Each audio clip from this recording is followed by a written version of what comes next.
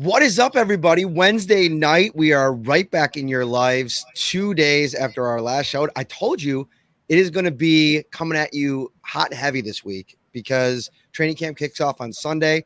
So we got 4 shows lined up for you this week. Tons of Buffalo Bills content. This is the Shout Buffalo Bills football podcast brought to you by Value Home Centers. Got the read up on my phone.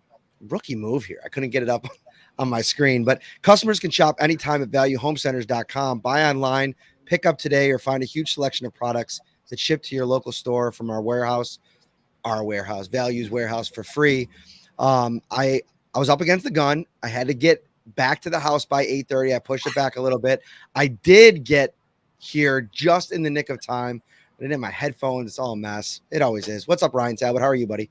Hey, doing great. Understand where you're coming from. We had a soccer game here, racing home after, but glad to be here. Glad to have Jenna on the show tonight. Looking forward to it. Yes, that's where we're going next. Jenna Cottrell from 13 WHAM in Rochester. Speaking of games, you're going to have a home game here coming up the next 3 weeks for the first time in 3 years. Training camp back in Rochester. We got to start there. Yeah. How just absolutely excited are you for the comfort of training camp in Rochester back? I mean, I'm incredibly biased, obviously, living in Rochester, but I'm just so excited, for the fans. I mean, this is really an up-close view for them, to get to see the superstars that are now on the Bills. Obviously, training camp hasn't been back in Rochester since 2019, so there's been that break. Something happened in the world, obviously, with COVID, but I think it's going to be just awesome to see, and I'm loving it because it's a 6-minute drive from my apartment as opposed to the hour and 26-minute drive to Orchard Park. So it'll be nice for me, but I know that means you guys will probably be staying in the dorms. So I know that I'm very fortunate, but I'm looking forward to everyone coming to Rochester to check out and see the city and get to see, a taste of what it's like here, because I know there's so many Bills fans out there. We're going to get way into all of that here over the next 30 minutes. I think I want to start there, though, with dorm life, because a lot of people say it the way that you just said it. It's like dorm life. Well, first of all, I didn't go when I went to college. I was a commuter, so I didn't stay on campus. Okay. Yeah. So this is kind of like my college experience, right? Like I get to go and like live on the well, we'll call it a cot, right? I don't know. It's kind of like a Twin XL will feel like a cot. Yeah. Yes, exactly. Some people like go with the double mattress. They take the other mattress off and put it on. Yeah. That helps absorb a little bit of the springiness. It's really springy. But I just love that it's like a one-stop shop for us for 3 weeks. Like for you, I can't even imagine living your life when it comes to covering the Bills back and forth from Rochester all season long. For me, 20 minutes, Snyder to Orchard Park, on the daily grind of it, back and forth, coming back for the podcast, going back, writing, trying to fit stuff in. Ryan's usually waiting for me. It's tough. So it's nice to have everything there for 3 weeks. Yeah, I will say that's the one great part is you can go to practice, you can talk to the players you want to talk to, you can kind of get your work done. I will say, like, it's so ingrained in me to drive to Orchard Park for anything we cover normally with the Bills that, like, I don't recognize that 3 hours a day in the car. Like, I love it kind of because I catch up on my podcast. I can talk to my friends, my family. But that being said, like, camp, I think is just such a great opportunity. And I feel like for the players too, like, yeah, they don't want to stay in dorms, but at the same point, like, the dorm rooms are really nice. What they do, they have, their PlayStations, their Xbox, they have the full size fridge, the regular size bed, all that stuff. But I think it's just such a great opportunity because, like, for us, even the reporters, like, we'll all get together after a practice and we'll go out to a bar, which I have plenty of those things that we can talk about later, the spots to check out in Rochester. But I really think it kind of sets the tone for the season. And I love it because it kind of has that college feel to it in a way, like training camp going away. So I think it'll be really exciting. And I know fans are so ready to be able to see this team up close and personal. Yeah. So Jenna, what is the vibe like in Rochester right now, knowing that camp is just a few days away? Yeah, I mean, everyone is so excited. You can kind of feel it when you're walking around. There's some signs out there, just Bills fans. Obviously, the tickets sold out very quickly online. But it reminds me of, like, when we're in season and there's that buzz on game day. it's kind of the same around here. Checking out Pittsford, like people are just so ready to see what things will be. So I think it's going to be something that's special, especially since we've had this break. And David's question, the campus is very flat, and if there are certain spots, I would imagine though they've mapped it out. This is the great thing is they've had camp here many a time before, so they have the access that's necessary for everyone to get to enjoy and get to see. I will say a lot of times the Bills will practice on a further field away than like when Rex Ryan was running camp. It used to be right in the stadium, whereas Sean McDermott has had a tendency when he's had camp to have stuff in the further fields. But at the same point, I feel like this is really a great opportunity. And the Bills really take advantage of signing a lot of autographs and taking time after practice and really getting to a lot of kids as well as, diehard fans, which we know there will be plenty of coming up. But I think they do a good job running everything. Excuse me. And just they've done it before. They know how it goes. So I think that's a great thing. It's not like a whole new location, whole new setup. It's pretty streamlined in terms of things like that. Correct me if I'm wrong, Jenna, but I think both of those fields have some type of ramp access, like on the one bleacher side. Yes, they do. Okay.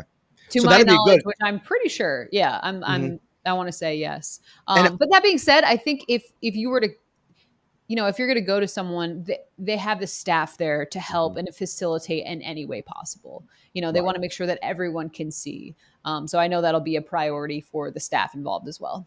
Yeah, I think that's one of the things that I only did 2 years, 19 and 18, before things kind of shut down. But you mentioned it. The staff there is robust. I mean, they have people everywhere, and all you have to do is walk up to one of them, David, and I think that they'll help you out. We got another super chat here. This is a function that we're just kind of getting used to, Jenna. I know that over on Buffalo Plus, I don't know if you guys have gotten the super chats in yet. We're still... We have not. I don't even really know what it is. Oh, okay. So people can first of all, before we get to what super chats are, I'm sure everybody here already knows, and I should have promoted this at the beginning. Go check out the Buffalo Plus YouTube channel, Buffalo Plus podcast. Dan Fates, Mike Catalana, Jenna do an excellent job covering the team from Rochester. I listen to it whenever I can. You guys do. I like the dynamic too. I mostly like when you make fun of Dan. Those are one of my most enjoyable clips, moments. You're not the first person to tell me that. Dan, he's our glue guy, I think, because he has enough opposing opinions to keep things spicy. And that's truly how he thinks and all those things. So we have a lot of fun. So we always appreciate. Thank you for that, Buffalo Plus. We really enjoy, but also your podcast. I feel like fans, it's such an awesome opportunity for fans because there's so many great outlets covering the Bills and getting a great perspective. So I would highly recommend checking out a bunch because there's plenty of great reporters out there. And, there's so much Bills content. And I know nationally there's so much more on the Bills now, but come on. I think we're incredibly biased again, but we are there day to day and can really give those updates that people really want to know, the behind the scenes kind of stuff. 100%. And I'll tell you a little bit more about the super chat after the show, get you kind of what we've learned. We're still learning about it, but basically people can pay money to make comments. And so their comments really stick out on the side. So go ahead, Ryan. You can go to the next one here. We'll take it. If you got hey, listen, even if it's not off script, if you got something you want to talk about, we'll work it in. Go ahead, Ryan. Yeah. So I'll pitch it to you two. Do you think that the Bills have a good enough vertical threat at wide receiver? I think that's an interesting question because I feel like when you've looked historically at this team, Josh Allen as quarterback, you think of guys like John Brown, players like that kind of were able to have some of that speed option. And then I also think of Josh Allen and how the talk was as he was coming up of, can he throw the deep ball, that type of stuff. But I think when you look at this year's roster, you have the guys like Stephon Diggs, obviously, and Gabriel Davis, Isaiah McKenzie. But I think there are questions about this receiving core just because where they're at. I mean, if you look around the NFL, obviously we know Bills fans are very passionate about their feeling about how good this wide receiving core is. But when you look and compare it to other teams, there are question marks there. So that being said, good enough vertical threat at wide receiver. I think you can always get better. I think I'm curious to see what a guy like Isaiah Hodgins and some of these players that we really haven't gotten to see what they could add to this offense. You always want a burner. You can always get a guy faster. So I want to see, and that's one of the things that I feel like I'm really going to hone in at camp because when you look at this roster, there are so many set in stone players. starters that you're like, okay, we know who this guy's going to be and this guy's going to be. But that bottom half of the receiving core, I really want to see how things work out with that, because that is one of the things that we don't know heading into this year amongst other positions. So that is something that I think they can always get better at. And I think training camp will be a great opportunity to kind of assess where they are at heading into this season, because there's a lot of talent there, but how will things play out? I think the emergence of Gabriel Davis is going to unlock their deep passing game a little bit more and take some of the eyes off of Stephon Diggs, which I think teams were really locked in on him last year. Yeah. Most of his damage in 2020, he was great at all three levels, but he was doing a lot of damage down the field. There was a lot of deep plays, those 20 or plus yard throws where Josh Allen's numbers skyrocketed in that department. Diggs was a big reason why. John Brown missed most of that season. So a lot of the downfield work came from Diggs. That kind of scaled back last year. I think if you look at the rest of this receiver room, Hodgins is definitely an interesting one. I think Marcus Stevenson, if you talk about his 40, 50 yard speed, if you put him up against all the receivers in the room, he might beat all of them. And so maybe that could be a role for him if it's not like a every down type of situation, which, let's be honest, I mean, behind all the guys that he's behind, it's going to be tough to earn a role like that. Maybe he can add a dimension to them when he gets on the field in terms of the downfield, passing game. Yeah, and I'll throw in Tavon Austin as well, because I think there's an avenue for him to make this roster as a punt returner. And if he can make the roster from that perspective, you can get him on the field for a few snaps, possibly to try to stretch the field. Whereas you two mentioned Stephon Diggs, Gabriel Davis getting a lot of the attention in the passing game, Dawson Knox as well. That could open things up on a few plays per game for someone to try to stretch the field. All right. So I want you talked a little bit about, Jenna, just how excited people in Rochester are about this. What is the vibe right now? Because it's like you go from every year you expect to host this huge event, and then it's gone for a couple of years. Now it's coming back. Like, are we talking about, are you seeing it on the streets? Are people super excited about just what this means for the town? Yeah, I think for sure, because there was so much uncertainty. Like, we knew the contract was kind of coming up a couple years ago, and it was like, are they going to renew it? Are they going to just completely go away from training camp at Fisher? Because let's be real, in the NFL, there's not many teams that have their training camp away, especially when you have the facilities like the Bills do have. So I think you can just you can feel that level of people just loving the fact that they're going to be back here in Rochester. And I will say, and I mentioned it before, but there are so many fans in Western New York. And I feel like some people, Bills fans, know that there's a lot of fans in Rochester. But I think not only is it great to have camp in a different secondary market, but also just the access is every day. You're getting to see practices, you're getting to see stars, you're getting that much more kind of face-to-face time. So I think it's just a really cool, exciting opportunity for fans that, have maybe they can't afford to go to a game, or they can't spend that much time at a game, or things like that. Other extenuating circumstances. So I really think camp kind of bridges that access. So and there's going to be this level of Josh Allen, Stephon Diggs, Von Miller. Like, there are huge names at Fisher. For the longest time, it was like, who's going to be the QB? When the Bills were, I remember my first year covering the Bills, it was like Matt Castle versus Tyrod Taylor. Like, you're like, I'm not really sure. Now you know who the players are, you know who the stars are. And it's just to be able to have that level of being right there in front of you is going to be really, really cool for the fans. Yeah, and that's actually kind of where I was going to go with that, because for many years, you said it was Kevin Cobb slipping on a mat, and it was other EJ Manuel throwing the ball, Manuel hitting the hospitality tent, and but now you have a Super Bowl roster, the Super Bowl favorites going into this season. Yeah. So what does that do in terms of the excitement level? I mean, you mentioned it earlier. Tickets were off of Ticketmaster within minutes, and obviously there were some errors there on that website. We don't have to get into that, but it's a craze right now. Fans are trying to sell tickets on the secondary market, which, shame on them. It's training camp, it's free. But what does it mean for Rochester and for the city to have a Super Bowl favorite or contending team coming in here after a few years' absence? You can just feel it. I feel like anyone who covers the Bills, who's a fan of the Bills, like, this year just feels different. There's all those sky high expectations. And I think for it to start in Rochester is just a really amazing thing for so many reasons, because there's so many Bills fans here, because like I talked about, the access.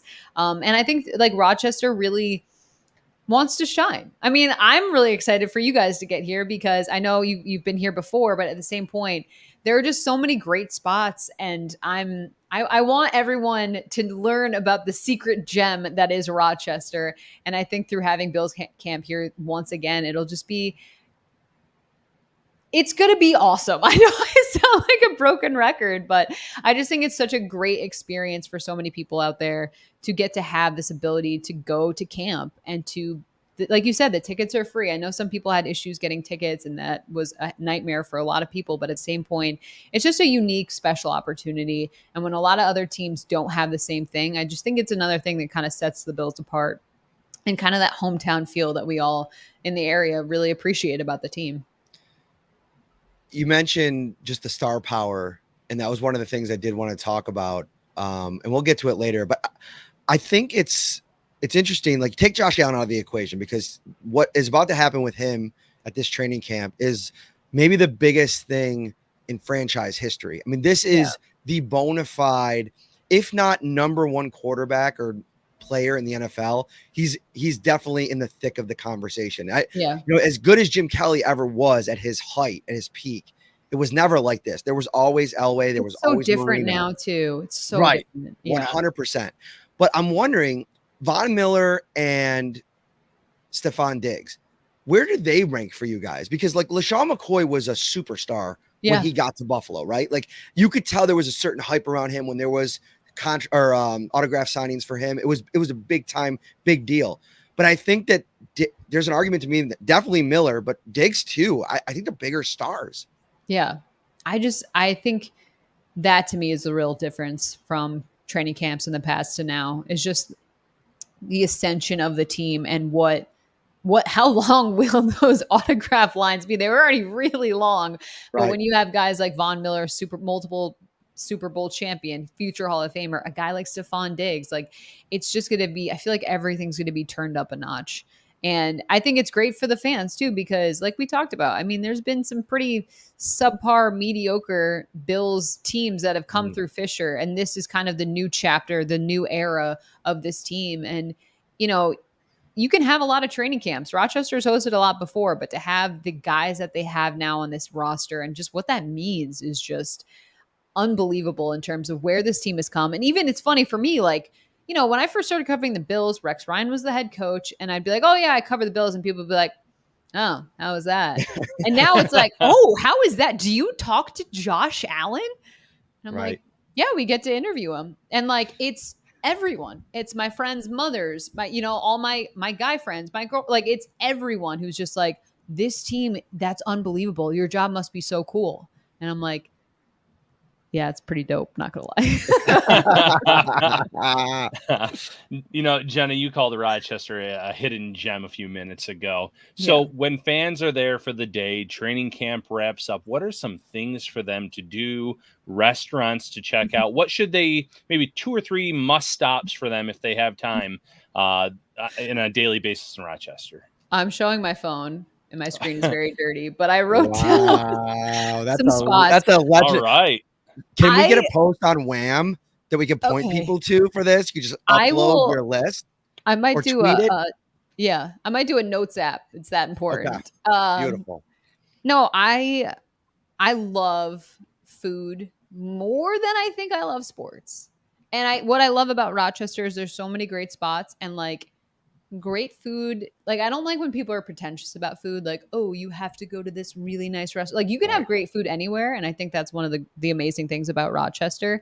If we're talking bars, Salinger's is one of my favorite places. These are a lot more like, I'll put out a full list that's like kind of has everything, but Salinger's is really fun. They have Pop-A-Shot, they have, drinks, there's a pool table, stuff like that. Thirsties is like an institution in Pittsford. It's a very, very small bar. You got to check it out. It's right next door to Hungry's, which is a place that serves food. So there's that. Hungry's and Thirsties. There's anywhere really on Park Ave. So I live in the Park Ave neighborhood, and if you want to grab a bite to eat, you want to walk around, you want to get an ice cream, which this is how I live my life. So if you'll probably see me out there. But anywhere on Park Ave is really a great spot. There's great breweries here. I know there's great breweries, obviously, in Buffalo and the surrounding areas. I gotta call out a spot on Park Ave. Oh, okay. What is it? Elite Tacos at Dorado. Yes. I must admit, my buddy works there. Okay. He does the tequila shots at the Pinto Ron tailgate. Oh. I met him because he's a huge UFC fan. So I met him back when I was working there. And when I started covering the bill, he's like, yeah, come into the bar, check it out. Tacos were just like next level, great little vibe. But you're right. Anywhere on that little strip there is. Yeah. It's, if you've been down there, you know exactly what I'm talking about. There's so many restaurants. There's so many places you can pop in. The coconut margaritas there are unreal. So good. Oh, side note. What do we think about regular margaritas versus frozen? I've had frozen now like multiple times, and it's tough for me to go back to regular. What? No, I don't like frozen. Really? I don't like frozen margaritas. Love frozen margaritas. Is that like a hot take? Is that a bad take? I just feel like you can't taste like the bite of the tequila, which I guess I like. I don't know. I like the slushy factor, Ryan. Okay, that's that's fair. All right. They're not I'm my a huge child. I'm a huge child. I can tell you. I like the snow cone one. Marge's is right on the water. That's also a great spot. I feel like you guys have been there. Maybe. Which one is the spot where you kind of go out in the sand? It feels like a beach. That's Marge's. Okay, yeah, that was very cool. That's a fun spot. I'm trying to think of other places that I have here. Oh, great breweries.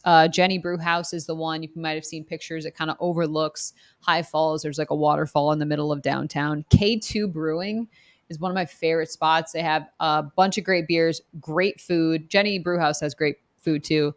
They have buffalo chicken pierogies, which I highly recommend at Jenny Brew House. But K2, great food, great beer outside. They have a bunch of like bonfire pits. They have cornhole. I am like a sucker for any outdoor game. Like if we can add a competition to drinking, I'm going to be immediately invested in that.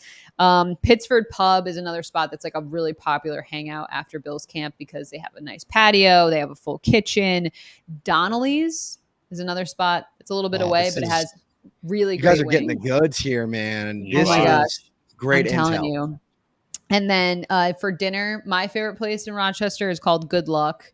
Just like great vibes. It's like you walk in and you can just, I don't know. It's shareable plates. It's really good food. Kind of an eclectic menu, which I appreciate.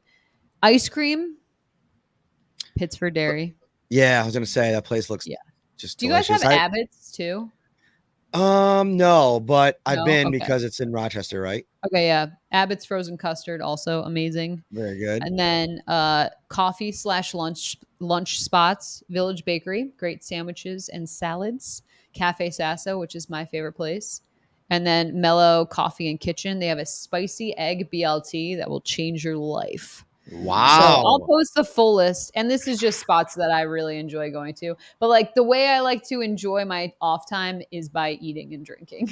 Hey, Jenna, for yard games, recently played something called Yard Pong. And there's like these big cylinders and you get like a volleyball. And it's like beer pong, but like you put it out in the yard and it's pretty fun. So that'd be something entertaining. Love that. I think Matt just cannot wait to get there and have a garbage plate. Where should he go? Okay. Look at that face he's making. He will not. Come on. Oh, you don't like that? No, it's already done. I mean, Danger and Battaglia haven't shut up about this for 4 months. It's been a 4-month build. Well, I should say mostly Gene. Danger he doesn't want to witness what's probably going to happen. I'm going to puke. Let's be honest. It's like 2,500 calories, Jenna. They're just sitting there staring you in the face. Okay, you don't have to eat all of it. Yeah. It's really like you can put the fork down whenever. Okay, so when I got to Rochester, someone was explaining to me a garbage plate, and I was like, "That's disgusting. I will never eat that." And then I just realized I don't like the meat hot sauce. Like, just not a big fan of that. But in terms of plates, I like Dogtown Hots. That's nearby me. Everyone, I feel like, has their spot though. Like it's like a very niche thing. Every neighborhood has their Hots place. There's this place called the Winfield Grill. They have a buffalo bite plate. That is so good. It's like buffalo chicken with like French fries, mac salad, and blue cheese. That is amazing. It's like, it's craveable. Like I'll drive by there and I'm like, damn, I want to stop. Like it's really, really good. I think this is one of those things where you shouldn't knock it until you try it. But and tell me if this is going to be a problem, because those like kid plates, I have them for my kids. Oh, you don't like when your food mixes. Right. Like I kind of like everything not touching. And it's not like if I have chicken and broccoli, like if I'm just making it, like, of course it's going to be on top of each other. I bag it together in the fridge and warm it up together. But like, I don't know, like the idea of just meat and French fries, and I don't know. Oh my gosh. Do it. With sauce? Yeah. See, I'm like a big proponent of like I like to eat my food in a bowl because it's like a party. Everyone should mix it up, That's my thought process on it. But no, I think you will actually enjoy it. I would try it without meat hot first. Okay. Because the meat hot, I feel like can kind of like, it's a very powerful, it's like a meat chili sauce, and some places have like cinnamon and nutmeg and things like that in it. That like, personally, I love all food. I'm just not like, I just don't really like the meat hot sauce. So if you have like, you can also do a chicken finger plate.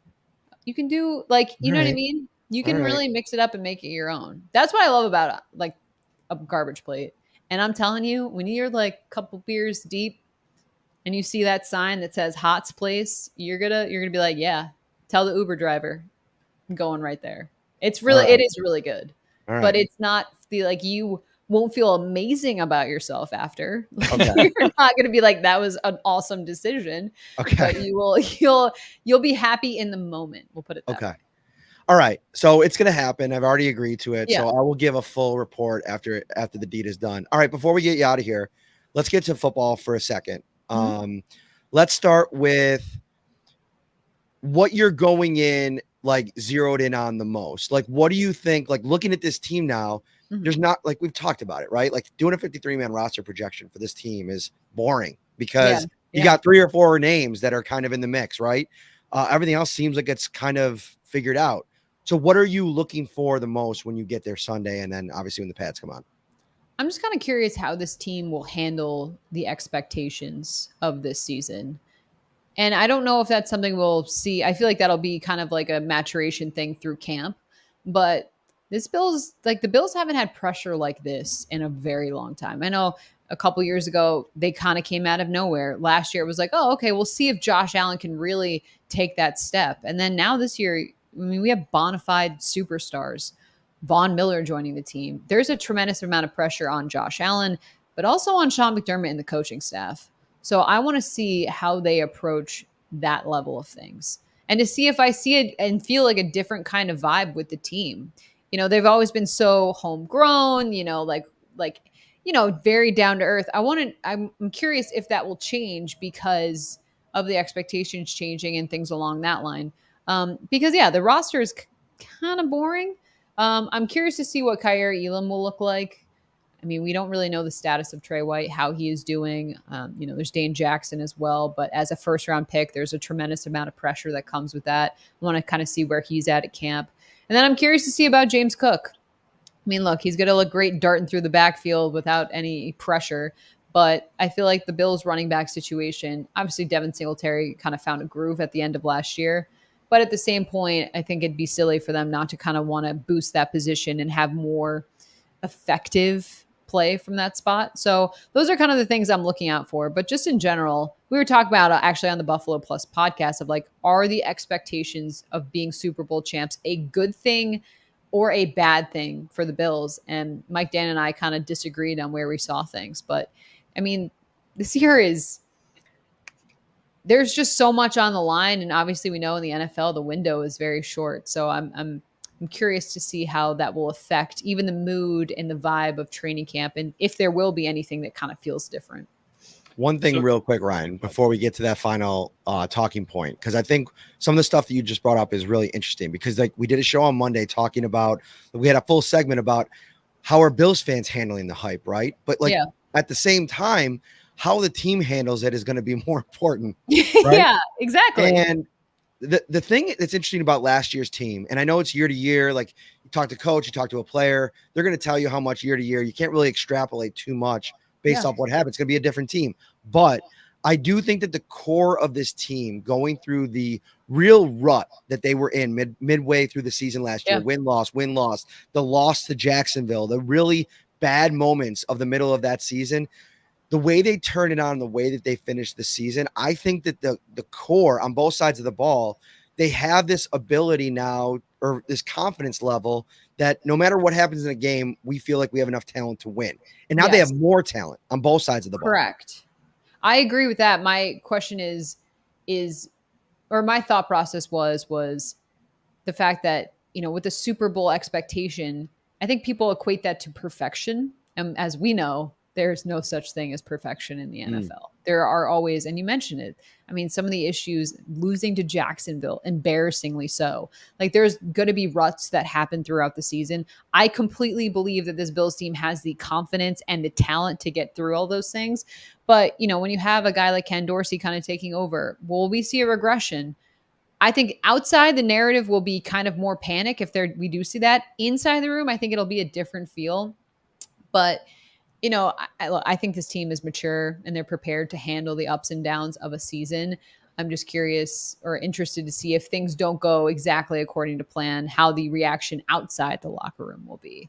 But I mean, I have the utmost confidence in this team. I really do. And I think that there's so much that they can learn from last year and take from last year, even though there are some new faces out there. But I mean, pressure is tough. Like, let's be real. When you're expecting a Super Bowl win, like, it's a long season. There's a lot that can go on. And I mean, Josh Allen has always raised the bar every year that he's been in the NFL. At some point, is that still even possible? You know what I mean? Like, he's obviously a fantastic player, and I expect an MVP caliber season once again. But it's hard to win it all in the NFL. And when your expectation is to win it all going in, it's funny because we talked about, I mean, I feel like Bills fans for the longest time were like, it's our year, we're going to win the Super Bowl. And obviously a lot of that was like in jest. But now that that's Trent Edwards, they were saying it. Yeah, exactly. But now when it's I was one of them back then. Yeah, now it's actually the case, it's like, oh, this feels different. Right. This will be different. So, look, I still am picking them to win the Super Bowl. But Ryan, I'd like your thought on this, because I think one thing that will help this year's version of the Bills is an open locker room, and now Von Miller to share the load with Trey White, Jordan Poyer, Micah Hyde.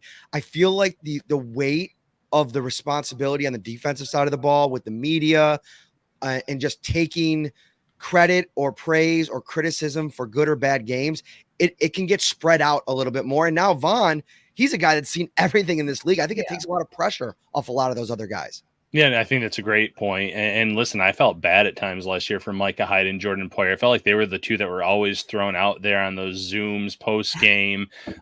So you're right. Now you have Von Miller and getting dirty old Jerry Sullivan in their grill. That's right. That's right. But you even have some younger guys that need to start stepping up in terms of meeting with the media, talking about things. I get that there are some guys that just aren't very talkative. They don't have a lot to say, so to speak. But Edmonds has been here long enough. You got to get Milano out there from time to time. Even a young guy like Greg Rousseau. You can't keep throwing the same two guys out there. And you're right, though. Von Miller, first and foremost, having someone that has that pedigree, 2 Super Bowl titles to his name, looking for a third, that will certainly help. So, Jenna, 2 questions before we kind of get you out of here. Who will be the star of camp besides Josh Allen, that person that everyone wants to come and see?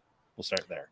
I mean, I think it's kind of probably a split between Von Miller and Stephon Diggs, just because those are the biggest other stars on the team. I mean, Von Miller's career speaks for himself. Stephon Diggs, some of those catches, some of those touchdowns. I mean, I think they're both personalities in different ways. But when you talk about like who other than Allen people want the autograph of, I mean, Stephon Diggs and Von Miller are going to be at the top of the list. And 2, it's like, it's just really neat that they're going to be there and they're a part of this Bills team. And I mean, Von Miller coming to the Bills, I don't know if you guys remember, but like, I remember how I felt when I saw the news. I was like, whoa, Von Miller is joining Buffalo. You know, like that was a huge sign to around the league of like, all right, they're all in, they're doing this. So I think that's going to be someone that is just really cool. Obviously, Bills fans are used to seeing Stephon Diggs already in a Bills uniform. So Von Miller will be that extra guy that I think fans are just going to go crazy over. Okay, and then a prediction. Who's going to be the player that will be on everyone's radar following training camp?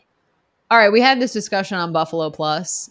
I personally am very excited to see Khalil Shakir.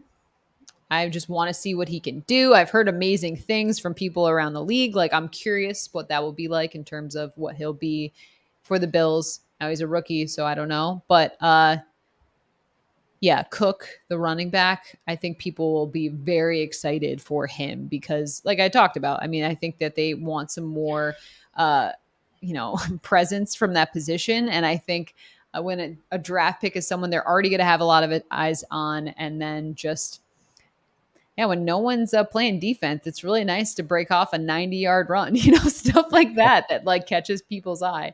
So I think that's somebody. And then Tavon Austin is another guy that I think obviously has a lot more history in terms of the game, but at the same point, I think he has a lot of personality. I think he made some pretty nice catches when he was at minicamp. So I think that's another guy that might grab some people's attention out there. But I think a lot of the attention will be on Josh Allen, Stephon Diggs, and those big name guys that we talked about. And it's going to be a fun year, though, because the Bills are back in Rochester. The expectations literally could not get any higher.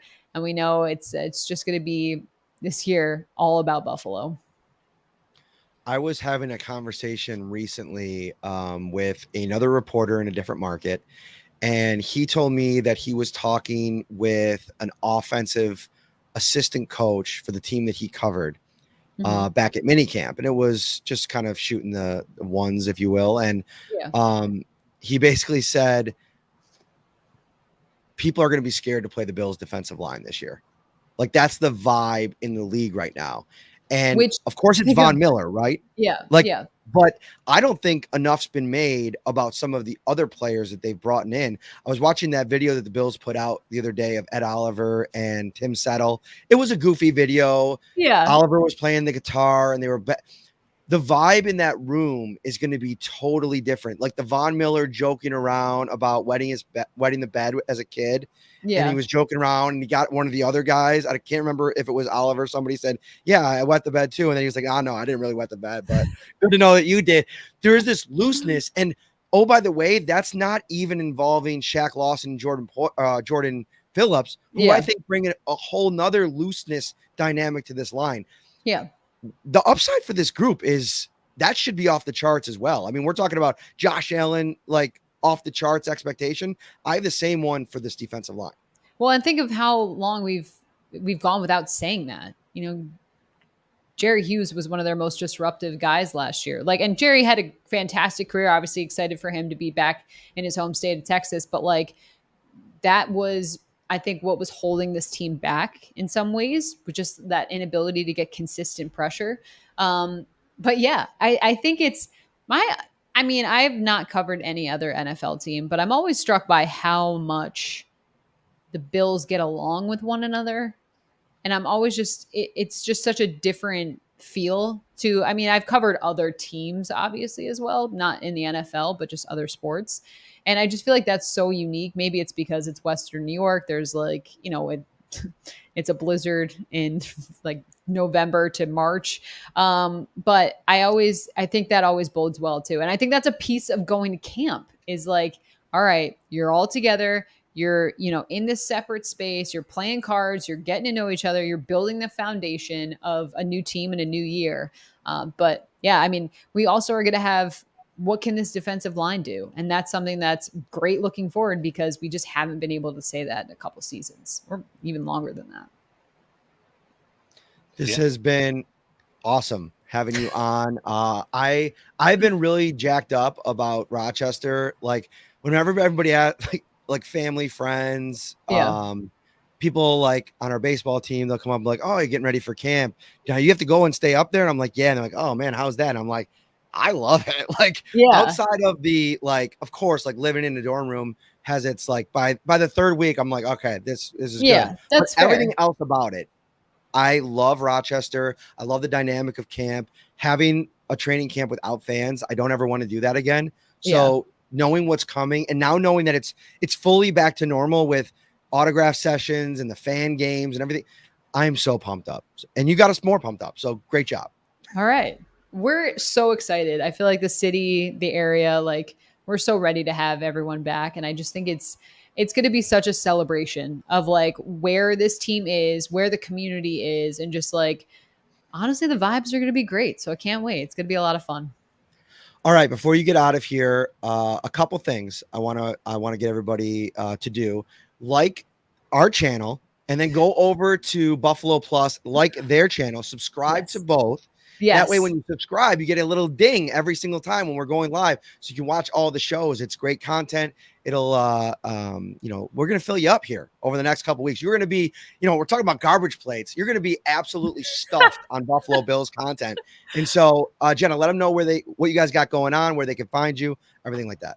Oh, yeah. Be sure to check out the Buffalo Plus YouTube channel. Like you mentioned, we have a lot of fun over there. Then you can follow Mike Catalana, Dan Fates, and myself on Twitter. My handle is actually my name, so it's right there.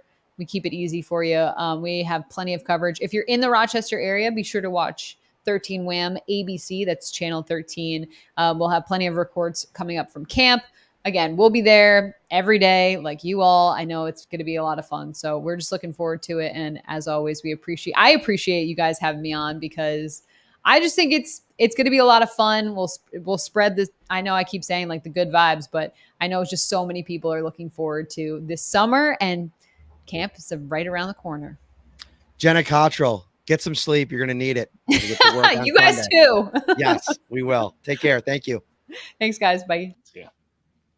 All right. So let me just switch this around here real quick. We're waiting on potentially our next guest here. I've not heard back from him, so maybe we'll have to reschedule. But don't go anywhere. Stay right there, because Ryan and I are going to keep going for another few minutes, because there's some other things that I want to touch on while we have you. First of all, Value Home Centers. You can shop online anytime, valuehomecenters.com. You can also join its text program. Text VALUE, VALU, to 80692. That's 80692. And you will be entered to start saving even more. You'll receive exclusive coupons, weekly deals, and so much more. ValueHomeCenters.com for more details. Ryan, let's get everybody up to speed here. We got 176 people watching, most of them on YouTube. If you're watching on Facebook and Twitter, thank you. Hit that like button, subscribe on YouTube. Friday night, where does everybody got to get to? Resurgence Brewery in downtown Buffalo. Have to be there. Matt and I will be having a live podcast starting at 8 p.m. It is the start of their Bills Appreciation Weekend. They have something going on Friday, Saturday, and Sunday. Matt and I will be there to kick things off. They have a new beer they're going to be sampling and a lot more. I'm looking forward to it, Matt. I don't know about you. I am so pumped up, dude. I mean, so how this came together, Ryan went to the Josh Allen resurgence about a month ago, spoke with the owner, and texted me after the event and was like, met the folks at Resurgence. They're awesome. They love us to do a show there, like coordinate a show there. And we're like, cool, let's do it. Like, we're always trying to get out into the community, meet as many of you as we can.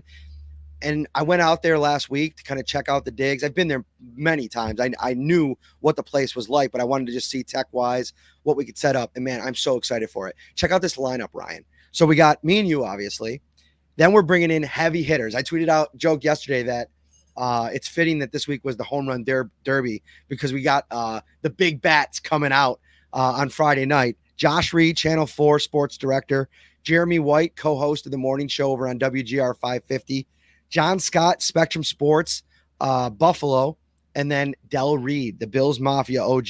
Dude, it is going down on Friday. It's going to be a massive training camp preview, all the thoughts, all the emotions, all the beers. It is going to be a great time. Yeah, I can't wait. I go way back with Del, obviously.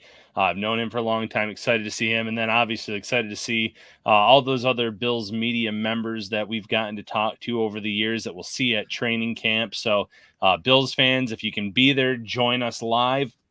If you can't be at Resurgence, obviously watch the podcast.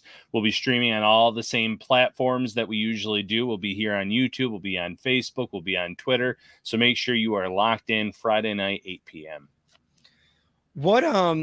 We asked Jenna a little bit about this, Ryan, but going into training camp now, who do you think is going to be the guy that everybody's talking about on August 15th that maybe, I don't want to say they're not talking about now, but not nearly as much as we're probably going to be on the heels of a huge training camp?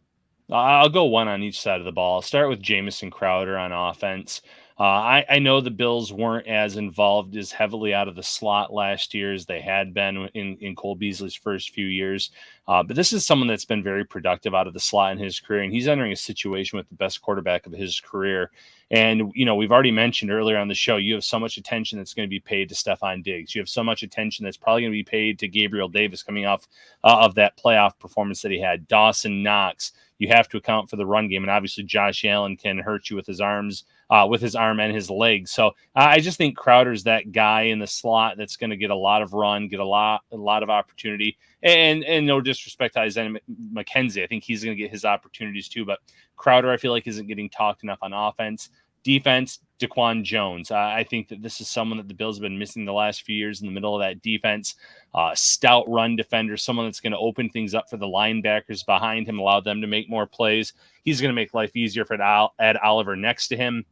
And then that D-line as a whole, I think, is just going to be so much better with Von Miller, Daquan Jones, Tim Settle coming off the bench, Ed Oliver, Greg Rousseau in year 2. I think that you're going to see a little bit of a leap there in his play as well. So really looking forward to both of those two players specifically. What about you? I'm going to get into mine in a moment, but I thought this was a cool little side conversation we can have here.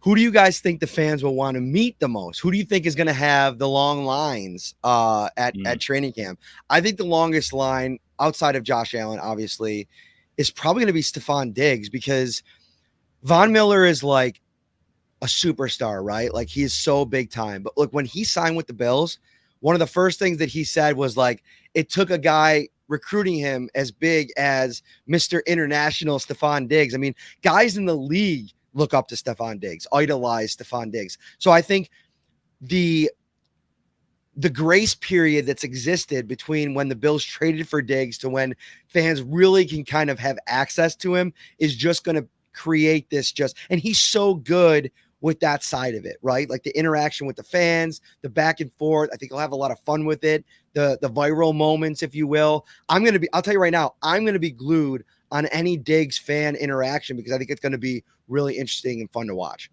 Yeah, real quick with the autograph tents, Bills fans, if you're not familiar with it, you want to get in line pretty early for that. They usually have a sign out who will be signing later that day. They do cut off the line at a certain point. So, it's in practice that you usually want to get in line. But I agree. It's those two players specifically in terms of the autographs. I think for fan interaction, I think Isaiah McKenzie, name I've already mentioned, has become so popular on social media for his antics. I think that a lot of fans are going to want to meet him. And if you don't get in the autograph line, as Jenna mentioned, the players go around and they sign after practice. So if you're sitting up in the bleachers and you have the kids with you, have the kids go right to the front of the bleachers, sit down there with whatever they're trying to get signed. The players are outstanding about that. You might not get everyone, but obviously the players are doing their best to go around and sign as many items as possible. I'm so excited for the kids. Like, as a father of obviously 2 kids, but my son who's like of age to really like understand those moments with professional athletes, the stuff that Josh Allen has talked about, right? Like when he was growing up in San Francisco, huge Giants fan, he would go to the game, and if a player would wave to him coming off the field or whatever, there hasn't been that the last 2 years. And so now we're going to get back in that environment, and it's going to be this just electric feeling of 2 things happening. Number one, the wait for this from the fans to have a team that has this kind of expectations. It's been building for 2 years, right? Last year there was this excitement, but training camp was, they had a couple practices at the stadium, but it was nothing like what this is going to be, the access in terms of that. And then also how good this team is. Like, that's going to merge together. The energy at St. John Fisher University, Ryan, it's going to be unreal. I agree. Another question here in the chat that I liked, Matt. Who has the most to prove in camp, in your opinion? It's a great question. The more and more I think about this particular question, and hey, if you're in here watching, hang out. I just got a text message from Andrew Galarneau, food editor of the Buffalo News. He's coming right up. Miscommunication on the time, but we're getting him in. We're getting after it. I'm so excited for this segment of the show. So stay tuned. You're going to love it. If you're coming to a game, if you live in town, he's going to really take us into the Buffalo food scene. You're going to want to check this out. But I've been thinking a lot about AJ Epinesa and the season that he has staring him in the face coming up here. Ryan, I think he could be a very bad training camp and preseason away from not making this roster. Like, I'm not predicting that. Like, I like everything that we heard from AJ Epinesa during the spring. You know, talking about going to Florida, moving in with his sister, which took a lot of the side work off of his plate. So, you know, meals were taken care of for him. He went back to, like, you know, high school life, right? Like living with his older sister who kind of took care of him a little bit. He wanted that again. He went down to Florida. He found a great workout situation. The gym that he was going to, he feels like he's in a great place physically, mentally, health-wise. His body's in the right spot.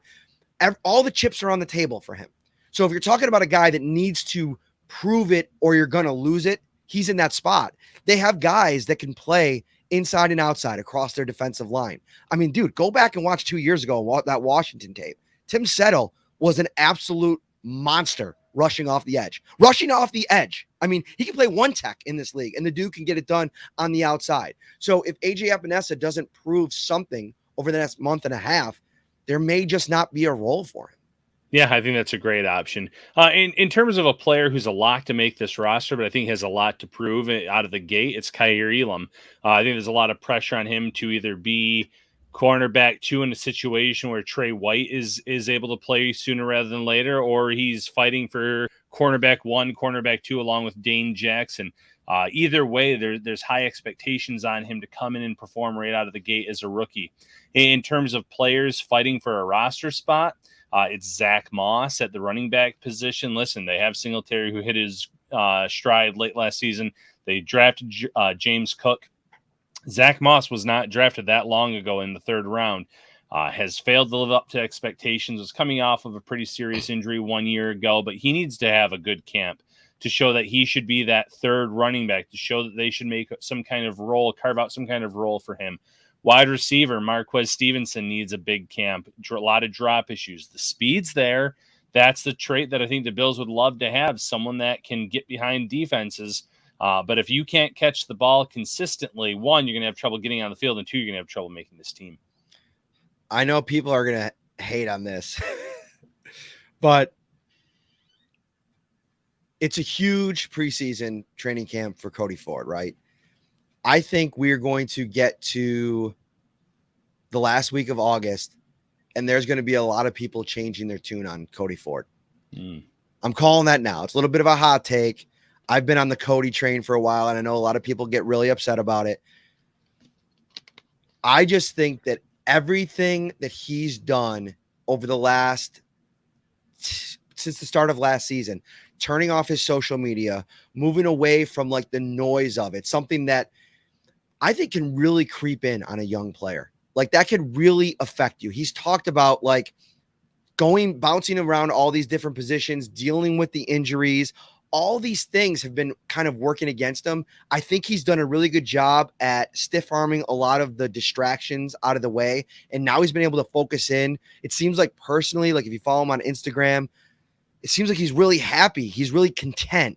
And talking to Aaron Cromer 4 weeks ago now, the thing that he kept coming back to whenever I brought up Cody Ford in the interview was the kid just hasn't been healthy. And you can't really explain how important just that factor is in a young player's development. And now that he's been healthy, he's been able to go on the offseason program that the Bills put him on. He's been able to train the way they want. He's been able to get his body right the way that he wants. And now he comes in here. Sure, Ryan Bates played excellent as a starter last year. But is anybody sitting here, even despite the contract that they gave him, saying that Ryan Bates has done enough in this league? And I'm card-carrying member of the Bates Hive, Ryan Talbot. We've been on this train for 3 years. I was on the play Ryan Bates train long before it happened. But I just think sometimes we're so quick to move on from a player. This was a second-round pick. This is a guy that now has 3 years of mostly downs, a few ups. He's had a couple good games. Remember his rookie season? I think it was Von Miller who went up against him in a game and said, man, Cody Ford was really good in that game. He gave me some problems. He's had moments. Now it's about figuring that out and a one final push for a starting job. I think he can push Ryan Bates for that right guard job. Can he win it? That's to be seen. But I just think that there's going to be a different tenor to the conversation around Cody Ford September 1st. Yeah, and I'm a big fan of Bates as well, but you make a valid point. The sample size is small. He got an opportunity late last season, and he took the ball and ran with it, and he played really well. That said, you need a larger sample size. I think he's obviously the odds-on favorite to win one of the starting jobs. I think he'll at least get that starting job to start the year, but let's see what he can do over the course of a season, or let's see what he can do early on this year. Can he build off of last year? Far from a sure thing based on the sample size that we've seen so far. But again, Brandon. What is this GIF you just sent me? The Cody Ford train that you said you were on. You just sent me. Did you just sent? I just got this on my screen. I'm looking at it. I'm like, how is Ryan sending me a GIF in the middle of our show? Yeah. It's literally a GIF of a train that is going across the tracks, and in the middle of the track, over a very big mountain, the train falls to the bottom of the canyon. You said you were the conductor of the Ford train, and that's been the Ford train thus far. I didn't know you were going to share that on your Parrino, but no, I'm hoping that. Hey, I'm spicing this thing up. We're getting into camp time. There's no intentional walks this time of year, Ryan Talbot. But I hope that he does. High heat. I Ford coming out. I liked him as a prospect. I hope he does turn things around here. On a side note, I laughed funny, and I think I just pulled a rib. Oh, we're getting old. Dude, I am getting old, man. 40 years old this year. How long you been 40 for? I haven't been yet. I'm still at 38. Oh, 38? When do you turn 40? 2 more 2023? years. 24. Damn, dude. I'm old, man. What is happening to us? I'm glad that I just look much older than you, that you felt comfortable saying, how long have you been 40 for? But so thank you for that, Parrino. That was the happiest moment you've had all week. It is when I could shut that down. And it just brought you to the realization that you're like, man, I got 2 more years of just absolute 30-year-old bliss. That's right. Right. Speaking of bliss, I see. Speaking of bliss, we're going to go right to him. We're bringing him in. The man himself. I'm so sorry. It's okay. The truth of the matter is that I was holding a baby, a 6-month-old baby, and I'll be honest, time kind of got away from me a little bit. And that's good. You remember all the grips, right? Like my oldest kid is moving out of town at the end of the month. Actually, I'm driving the moving truck, and so yeah, I was having a baby moment. Anyways, I'm here now. What's up? I am thrilled for you. And the cool thing about this gig for us is we do a Bills podcast. And when we need to fill 30 extra minutes, it's not very hard. And we have an audience live here that helps us along the conversation. But they've waited because I've talked up this appearance so pressure. Much. Okay, listen. For everyone who's hung on, listen, I'm going to try to make it worth your while. I'm an idiot, and these guys shouldn't have to put up with schmucks like me. All right, let's go. No, you are a little bit of background. This is one of my mentors. He was one of the first professors I had at UB. Now call him a colleague at UB. It's wild how this whole thing works. Very good friend. Thank you so much for coming on. If you don't follow him, that's his Twitter handle right there, at Buffalo Food. He is the food editor at the Buffalo News and also my handle on the Instagram, which yeah. Sorry, what's the handle over there? With the kids. What is the handle? Same thing, Buffalo Food. Same thing. Oh, beautiful. I like that. See, when you have cohesiveness across platforms, it works. So let me start here. When I reached out to you with this idea, were you like, I roll, or were you like, I love doing this? Like, because I can't imagine. I get asked a lot about when people are coming to town where to eat. I can't even imagine how much you're asked that question. That's why I wrote an article about those specific things, and you can find it on the Buffalo News website. Yeah. All you have to do is Google Andrew Galarneau's favorite 5 chicken wings, and it's so that article has, which was originally prepared, I think, for the NCAA's, was top 5 recommendations for wings, weck, and fish fry. Of course, pizza's a whole separate issue. We can talk about that, but like I just send people that URL. It's still good. I mean, in the end, when we're talking about making top lists, I think we all just need to breathe for a minute and like respect that. Listen, you're going to love what you grew up on, what you were imprinted on as a child. I mean, I grew up and like the highlight of like life was when we could get cheese and pep from Bocce on Bailey. I mean, look, and so am I always going to think, unless something drastic happens or they screw it up, that a different pizza is better? That's unlikely. I mean, the pizzeria down at the end of your road that you grew up when you were a kid, and like you knew your dad was going to bring home a pizza, and you knew how many kids there were in the house, and you knew how many, down to the pepperoni, how many pepperonis you were going to get, how the math worked on all the slices. Okay, you're going to love that for the rest of your life, because nothing will ever taste that good again, because you're never going to want it and wait for it that much. So, I mean, I think everybody, you know, the whole this is better, that is better stuff. I mean, look, I think we should all have our own opinions. And my opinion doesn't have to agree with yours. You should love what you should love, and you should own that. If you're a person who like is kinky for pineapple on pizza, go forward and pineapple your pizza. I mean, I ain't going to say shit. Oh, wait. I'm sorry. Yep, it's allowed. Yeah, no, you're good. Yeah, You're I good. didn't say anything about it, because it's like, look, I'm tired. I'm tired of hassling people for what they love. I mean, it's just, I don't know. I would be happy to debate pros and cons of pizza slices, chicken wings, fish fries, because I have, you know, I believe in these things with a passion, and I believe in discussing the relative merits, the pros and cons of different preparations. But to try to hold out that there's like one God Emperor chicken wing in the world, it's tiring. I mean, did you love that chicken wing? Hell yeah. All right, go to town. I mean, Jesus, you know. All right, we're going to get to pizza and wings in a little while. But I think one thing that is common is that people come to town, and for instance, I took a friend of mine to Taqueria Los Mayos last week. And when they went there, they grew up in Buffalo, lived here most of their life, left, never went, came back. And we kept talking about going there. And finally I did. I took him there, and he was blown away. Like, you know, I mean, when you walk in there, when you eat their food, it doesn't take many bites to realize that this is special. What are some of those other places for you? Like we've talked a lot about Taqueria Los Mayos. I talked about it on the show, but are there a couple other spots, maybe different style foods, that where it's not just pizza and wings when you come to Buffalo? There are other really good spots of other different kind of styles of food. As I told Alton Brown, if you get beyond the usual Buffalo standards, the thing that Buffalo has that almost nobody does is Burmese food. Buffalo, the city of Buffalo, is more than 3% Burmese by population.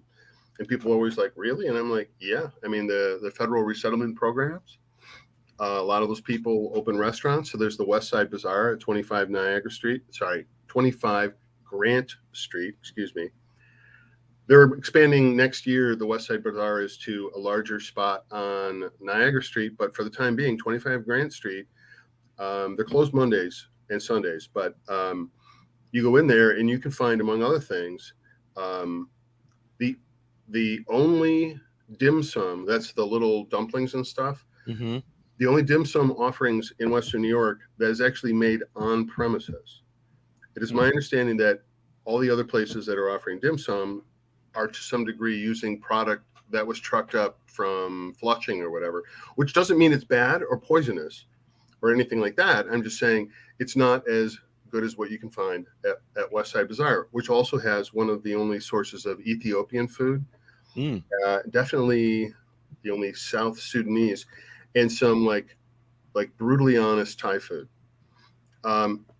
So that's one spot, 25 Grant Street. I would recommend for Burmese food, either Rakapur restaurant, which is downtown in the 300 block of Main Street, like right downtown.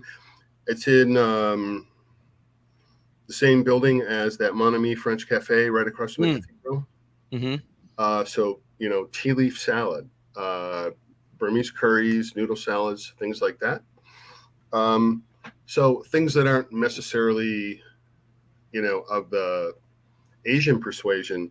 For Central American food and some of the gosh darndest sandwiches around, there's a place in Sanborn called Tortuga. I don't know if you guys have heard of that. No. It's Central American food, and some sandwiches and fried potato treatments that are absolutely worth your time. Now, this is sort of like sandwich stuff. Mm-hmm. You guys want to talk about a little nicer stuff too, or no? Yeah, absolutely. Okay, so right now, places that absolutely have my hair on fire, or what's left of it. Ryan's too. Two things. I see the glare, baby. The Little Club. The Little Club is on Hurdle Avenue. It's across from Restaurante Lombardo. It was opened by the juniors of the Lombardo family. So it's kind of like it's his dad place across the street with the, a million pastas and the huge veal chop and the tableside Caesar and all that nice stuff. Fine dining. But across the street, things are, they're just a little lighter, brighter, more vegetables, a lot of really good dishes in the sort of $8 to $14 range. So like you can try a couple different things. You don't have to go all in on something like that. Really impressive. Another place, which is unfortunately only open for lunch, is Detondo, which used to be Detondo's Tavern. It's at 370 Seneca Street, right down the street from Chef's. Mm-hmm. Detondo has gone from like the sort of dark tavern classics, fish fry, sausage sandwich. They did spaghetti parm too. So it's Detondo now, and the difference is that the person cooking is an Italian chef, like Italian from Italy chef. He's like from a place in Italy, Lombardy is it's part of Italy. Anyways, and he is cooking the sort of Italian food that honestly nobody else in Buffalo is doing right now. Light, simple, not a lot of heavy sauce, not a lot of putting pork on stuff and like that. And utterly transcendent tiramisu. The other thing about this place is that nothing on the menu is above $16. The $16 is like some of the nicer house-made pastas. There's a braised pork dish from time to time. Here's the only problem. Sorry. It's only Monday through Friday, 11:30 to 2 p.m. Sorry. Daytime lunch only. That's a problem. But they're trying to do what they can to stretch the hours. So those are some of the really cool. Oh, one more thing I should mention, because I just saw this on the Book of Faces today. So two of my favorite joints I got together. So I think I take the position, and I will defend the position, that the best barbecue, especially for beef brisket overall in Buffalo right now, is Southern Junction. It's a takeout only place at 27 Chandler Street. Go to Southern Junction, you sign up, you tell them what you want, you go pick it up. They've also started selling meals as plates during some events there. But on Wednesdays through July, Southern Junction is going to go over and set up and sell their barbecue at Community Beer Works on 7th Street. So like all the Community Beer Works beers and like hangout and Southern Junction food. I just thought I'd mention that because I was told that Community Beer Works has one of the best unsung burgers in Buffalo. I've not had it, but I have had the burger, and I say it's a fantastic one. Very briefly, First of all, it uses grass-fed beef, Ooh, okay. which tastes, I don't know, beefier. It does.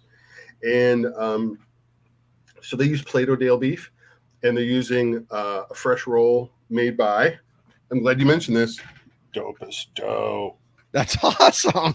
Dopest Dough is this bread company run by, I don't know if you know this, like Joe White was a rock and roll, I mean, I'm not going to say star, but he was in a band that got paid to play around the country for numerous years. Mhm. And when he had to stop because he needed to get tendonitis repair for his wrists, because he was a bassist, part of his therapy was to mold Play-Doh to like get your wrists strong. And he was like, well, why don't I just use bread dough? And he turned it into this whole business. And now he's going great guns. He's got a shop in East Aurora. So he's like from rock and roll to bagel master. It's pretty baller. That's also, awesome. at Community Beer Works, besides the buns for the burgers, he's also responsible for the sourdough boule. Or boule is a round loaf about the size of a soccer ball. You cut it in half, and they do bread bowls with that stuff. They tear out the guts, toast the things, and then stuff it with dip and stuff like that. Wow. So a lot of hidden gems right there for us. Now, I mean, go ahead. No, well, I was just going to shift the topic real quick, but if you wanted to finish anything up, feel free.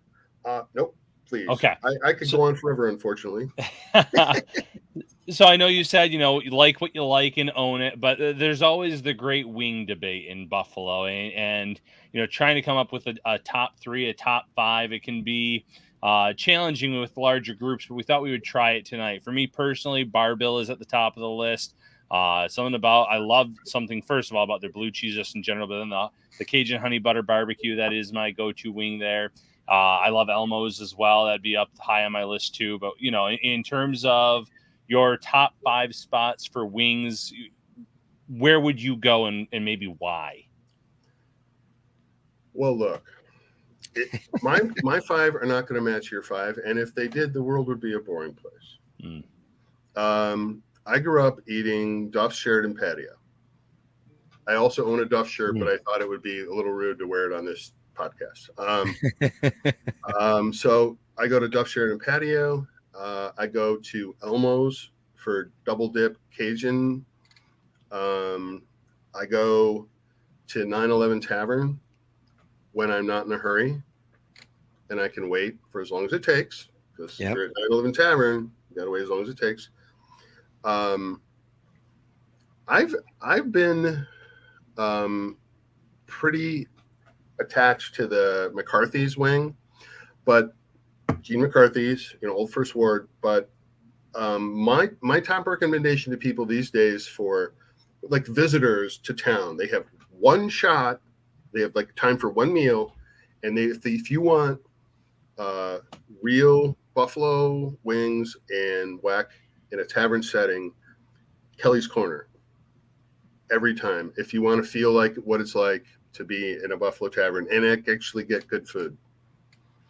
I mean, so should I defend them? Do I have to defend them? I mean, why can't my love just be pure? No, it absolutely can be. Kelly's Corner is a hidden gem. I've been there now, I would say 4 or 5 times. John Scott and Heather Prusak are huge fans of Kelly Corners. They introduce me. Every time we do something for Channel 4 for Buffalo Kickoff Live, we usually go there after. So I've had their wings now multiple times, and each time I've gotten more and more on board. So I think that's a great call. Let me ask you about this recent flare-up, wing nuts. Yes. Which, have you had them, first of all, yet? Yes. I deal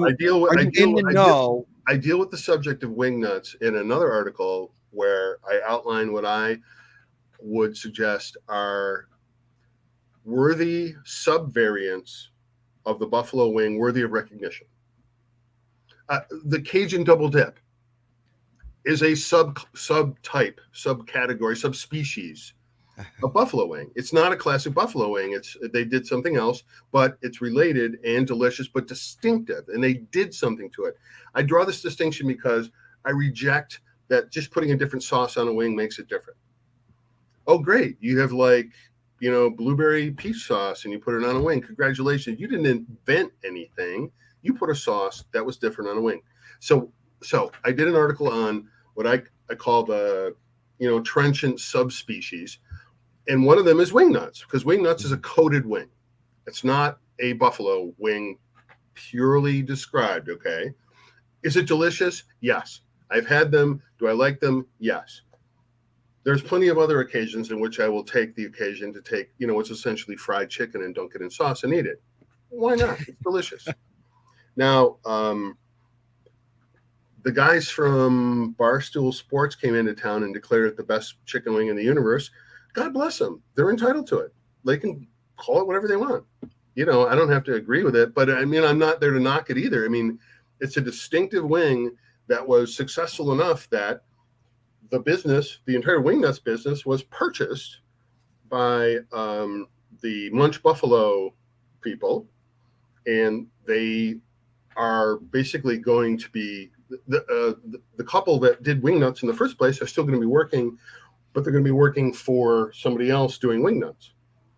So, look, I'm not a guy who argues with success. It's working for people. Just don't try to make me call it a buffalo wing. So if we're talking the buffalo wing, we're talking Duff's, we're talking 911. I mean, we'd be talking Anchor Bar, but let's be honest. Bill, and I mean, anybody who makes like a straight up buffalo wing, which is the majority of places. Do you like? I mean, I don't love medium wings at Barbell. I only get the honey butter barbecue. Well, you do have somewhat of a reputation for being finicky. Oh, do we want to open that door? So Andrew has been to my house, I think, on 2 occasions to cook me and my wife and guest dinner. And as he asked me like different things, ingredients that I like or foods that I like, and I come back and I say no, the level of disgust, I really can't get it across on this podcast, but it's there. It's palpable. That's why I've learned to negotiate with your wife. Yes, that's where you always go. Always go there. So the wing nuts thing is cool. I actually know one of the owners of Munch. I was golfing with him recently and was telling me about this kind of on the horizon. So I have not been to Munch yet, so I'm really excited to go check that out. I've not had wing nuts yet either, so I'm excited for both of those. Let me just make clear that the wing nuts business that was purchased by Munch. So if you want the wings, you have to go to the Niagara Falls locations. It's all on munchbuffalo.com. There's 2 locations. You cannot get the wings yet at 700 Military, which is the Froth Brewing location of Munch originally. So if you want the wings, it's on Amherst and Niagara Falls Boulevard, not on Military Road. Indeed. Let's shift gears. Wings are is there any off the wall outside of Kelly's Corner that you want to throw out for people that are coming to town? And this can kind of piggyback with, well, let me ask you that first, then I'll ask you the second part of the question. Is there any other wing places that you're like, you'd add to the list of got to try to have it at some point, or if you're near it and you see it, it's a great option? Well, yes, I can go on. Down in, I believe, Hamburg, Mimosers. Oh, yes. Okay.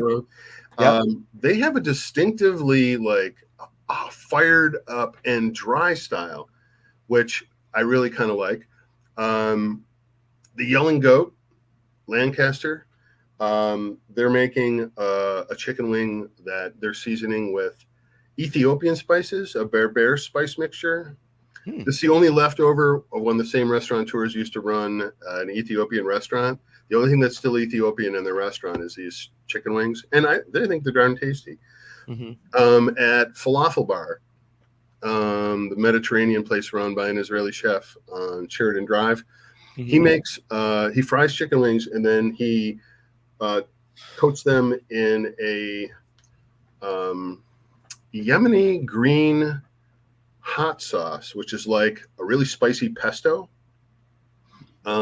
It's all fresh. It's fresh herbs and green chilies and stuff, and coriander. And he tosses the wings in that. Very distinctly different. I like them. Those are some of the ones I think that, I think those are the ones that particularly come to mind. For me, I want to throw one more out there. Ryan's actually had them.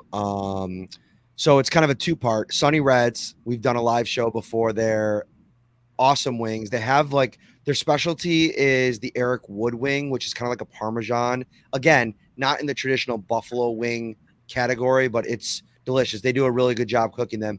And then also Mulberry, which is it's one of those restaurants that I think it gets the hype because the Bills players go there, Bills folks, and then also it's one of those like staple restaurants, like what's the Chop House is often suggested for people to go to. But I think Mulberry, like it lives up to it. Like when you go there, you eat everything. It's good. They have a secret menu. They make wings there too, and they're phenomenal. We had wings in there one time. Oh, I got to bring up one more. Mulberry, you got to ask for the wings, I think, or at least you did last time I was there. Really good. Have you had, Andrew, the wings at Imperial? Well, sure. They have a wing. It's called Loganberry Barbecue. Yes. Have you tasted it? Yes. Did you love it as much as I did? No. I felt like it was going to give me the beaties. It was like way too sweet for me. Right. And I also like the honey mustard double dip barbecue at Elmo's. So I am a little bit of a sweeter tooth. Yeah, I mean, you're a guy who can't decide whether to have ice cream or dinner. It's okay. It's no problem. Yes, exactly. All right, let's shift gears because I brought up Imperial for a reason. Pizza spots. Yes. First, your thoughts on Buffalo pizza, because as a food connoisseur, I mean, Chicago deep dish, New York thin slice. I mean, there's a lot of taste for pizza. I am partial to Buffalo pizza. I like a thick crust. What do you like? Look, I mean, there are I in the right context like all the different styles. If you're going to say which style is triumphant, again, it comes down to personal taste. At this point, I can't find any better pizza in Buffalo than Jay's Artisan on Delaware, and I've written about this. Like, his pizza has actually been selected for to make a top 100 in the world list for Neapolitan style, which is not Buffalo style. Okay. But I'm just saying that excellence extends over to other things he's doing there, including he does a Detroit style. So I love Buffalo pizza. I grew up on Buffalo pizza. I told you about Bocce's. Yep. So if I say who is my Buffalo pizza champions, where am I going to detour out of the way and pass other pizzerias to go buy a pizza there? It's going to be Bocce on Bailey and the whole genre, right? Imperial, which was started by two Bocce's guys. Right? Yeah. You know that. Lovejoy, right? Yep. Honestly, Macy's pizza, but hang on. I'm not as kinky for his Instagram, oh my God, I never thought you'd put, that on a pizza, as I am just the straight up cheese and pep. There you go. Cheese and pep from Macy's. You're not into all that chicken finger, burrata, hoopla. Okay, fine. Pull up some cheese and pep. And one of the Niagara Falls places I really enjoy is Buzzy's on Niagara Falls Boulevard in Niagara Falls. Just something about the way they do it. It's not a thin crust. It's not really New York, but they a little cornmeal underneath to get a nice golden brown bottom. I don't know. So those are some of my favorites. I got one more for you, and then I'll let Ryan ask the last one, and we'll wrap up. Or one thing to add, pizza-wise, we lost a couple goats of pizza over the last 15-ish years. Leonardi's, which was very Bocce style, was one of my absolute favorites. We lost them. And then years before that... We don't speak of such things. Okay? Yeah, I know. Do you remember... Too soon. Too soon. Yeah, it's too soon. Do you remember Milano's? It was on Parker and kind of in Kenmore, and it was connected to a banquet hall. And the banquet hall, I think, stayed open a little longer, but Milano's was in the heart of Kenmore, if you went over one more street, it would have been Main Street. It I would have closed years I would- ago, like I would have to 12 confess years that ago. one did not make much of an impression on me. I mean, there's just a million pizza places. I'm not. You're right. It There's a wasn't million. good. I'm just saying I just never. I mean, that's the thing about pizza places, right? You got to pick one. You got to find, like, decide, like, okay, this is going to be the place, and you want to be able to like get to that point with your pizza guy where like you call him and he knows who you are and he knows what you want. You don't even have to tell him. He's like, all right, 45 minutes. Yeah, absolutely. You know? And you want a place that just dials it in and just nails the button that you want nailed every time. That's why people, that's why people find a pizza place and they stick with it, right? I mean, you want reproducible results. You want reliable satisfaction. Yeah, no, I think that's a great point. So, Andrew, where are the best parts of town to stay for the optimal food experience in Western New York? Like if you were deciding where to pick a hotel. Yes. Yeah. Knowing that most people listening to the show are probably factoring in getting to the game. So like Niagara Falls is probably not ideal. Getting to the game. You mean the hockey game? The football The game. lacrosse game? They play football here? So, yeah, I mean, if you're talking about like South Towns, I mean, is it? I mean, can you? My question is downtown ideal to hit all these spots? Like, do you just want to stay downtown? Do you want to stay? It's. I've had people have a good time in this regard, staying a number of places. It benefits from the fact that Buffalo's 20 minutes. You're 20 minutes from everywhere, allegedly. I've had people stay by the, not so much by the airport, honestly, but like the Amherst cluster by UB North. Also, people like staying on Delaware. There's a couple of hotels there's a couple of hotels south of North Street is what it is. Mm-hmm. Mm-hmm. And that's easy walking to a lot of downtown stuff. Pizza places a little less, but you can get, if you were on Delaware, you'd be able to get around to like, Kelly's Corner, you'd be able to hit Lovejoy, just in terms of those kind of places, fairly easily. I don't know. I don't think there's a perfect answer for that. There's not like there's one good spot to stay. You just have to, map out your food ahead of time and decide what really matters to you and then make your plans accordingly. We've given you the great introduction to Andrew Galarneau. If you didn't know about him, follow him right now at Buffalo Food on Instagram and Twitter. Let everybody know where they can find your work. Give yourself a little plug, what you got going on, anything you want them to know. Well, my work is published on buffalonews.com. I usually put everything out on social media. So if you follow at Buffalo Food on Twitter or Instagram, I'm also on the Book of Faces along with your grandma. I also should point out that when you see my handle, I'm the kind of food writer who wants to hear from people. Like, are you looking for something? Is there a dish that you're looking for, a type of food? Like, I try to offer myself as a public resource, a concierge for Buffalo's restaurants, whatever you're looking for. Every week somebody sends me an email and says, what have you got to recommend for a table for 6 for people who are gluten-free, who want to eat on a Wednesday night on a patio? And I'm like, okay, well, and I figure it out and I send it back to them. Like, I'm here to help. Buffalo is a city where you should never waste a meal. And I believe in that, and I want to help. I love it. Speaking of wanting to help, we're going to help you out and get you over to Value Home Centers right now. They get one of the best rewards programs in all of Buffalo for one of the local shops. Get yourself a new tool, get yourself something, if you're trying to do a job around the house, sign up for the rewards program. You'll get extra deals, coupons in their weekly ad. They'll take care of you. Andrew Galarneau, thank you so much for taking the time out tonight to do this episode. It was a lot of fun. It was good to see you, buddy. Right. Enjoy your week.